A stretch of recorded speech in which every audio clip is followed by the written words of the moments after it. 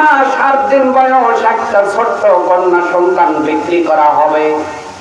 অনলাইনে এসে নিজের মা, জন্মদাত্রী মা সন্তানকে কোলে নিয়ে অফার দিচ্ছেন। ও জাতির লোকেরা, যাদের সন্তান নাই, আমার এই মেয়েটার বয়স 1 মাস 8 দিন মাত্র বয়স, যদি কেউ তোমরা নাও 6 লক্ষ টাকার বিনিময়ে আমার কলিজার টুকরা মেয়েকে বিক্রি করবো।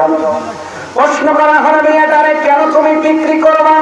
কারণ নারী ছেড়া ধনের মহাব্বত, কেউ তো টাকার বিনিময়ে বিক্রি করতে চায় না।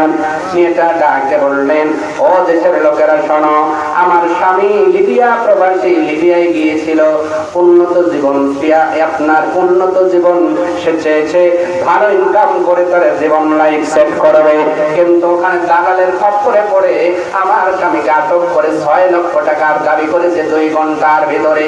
আমি যদি না দিতে পারি আমার স্বামীকে তারা হত্যা করে ফেলবে।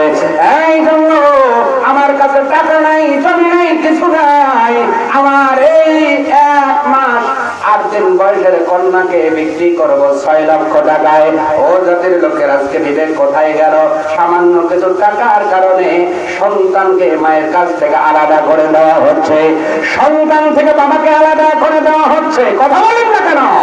এটা বাংলাদেশে আছে না নাই?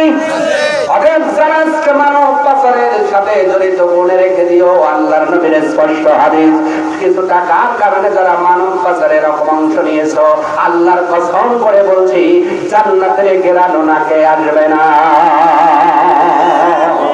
আল্লাহ জাতিকে বুঝদান করো।